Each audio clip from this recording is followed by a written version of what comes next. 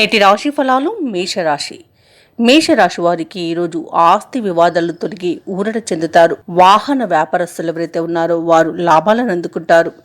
ఇక మేషరాశి వారు ఈరోజు కీలక సమయంలో సన్నిహితుల సహాయ సహకారాలు అనేవి అందుకుంటారు. కుటుంబ వాతావరణం ఆనందంగా ఉంటుంది.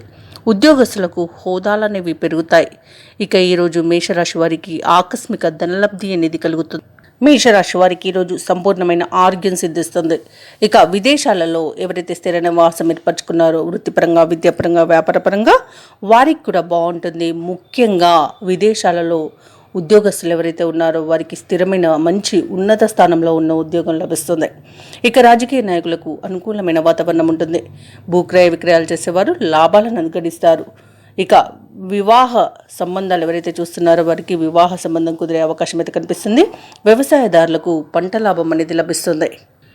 ఇక ఈరోజు మేషరాశి వారికి ముఖ్యమైన వ్యవహారాలన్నీ కూడా దిగ్విజయంగా ముందుకు సాగుతాయి. ఆదాయం అనేది పెరుగుతుంది. శుభకార్యాలకు డబ్బు వెచ్చిస్తారు. ఒక సమాచారం అంది ఉత్సాహంగా గడుపుతారు.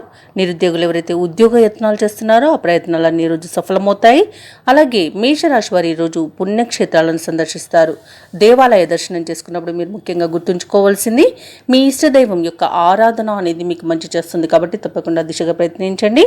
ఇక ఈరోజు మేషరాశి వారికి బంధువర్గం నుండి సహాయ సహకారాలు అనేవి అన్ని విధాలుగా అందుతాయి. ఇక వ్యాపార వాణిజ్యవేత్తలు ఎవరైతే ఉన్నారో వారు వ్యాపారాలలో ఆశించిన స్థాయిలో లాభాలను అందుకుంటారు. ఇక ప్రభుత్వ ఉద్యోగస్తులు ఎవరైతే ఉన్నారో వారికి అనుకూలమైన సందేశం ఒకటి అందుతుంది. ఇక వైద్యులు, సాంకేతిక నిపుణులు ఎవరైతే ఉన్నారో వారికి మరింత ప్రోత్సాహకరమైన కాలంగా ఈరోజు చెప్పవచ్చు. ఇక విద్యార్థులు కూడా అనుకున్నది సాధిస్తారు. ముఖ్యంగా మేషరాశిలోని మహిళలకి కుటుంబంలో గౌరవం దక్కుతుంది. ఇక మేషరాశి వారికి అదృష్ట రంగులు గులాబీ మరియు ఎరుపు, ప్రతికూలమైన రంగు నీలం, అదృష్ట సంఖ్య 8. ఈరోజు మేషరాశి వారు శ్రీ వెంకటేశ్వర శతనామావళి పఠనం చేయడం వలన మంచి శుభ ఫలితాలు పొందుతారు. అలాగే పనులలో వచ్చే ఆటంకాలని తొలగించుకోగలుగుతారు. ఈ వీడియో నచ్చినట్లయితే లైక్ చేయండి, షేర్ చేయండి, అలాగే సబ్స్క్రైబ్ చేయడం అస్సలు మర్చిపోవద్దు. అంతా శుభమే జరుగుతుంది.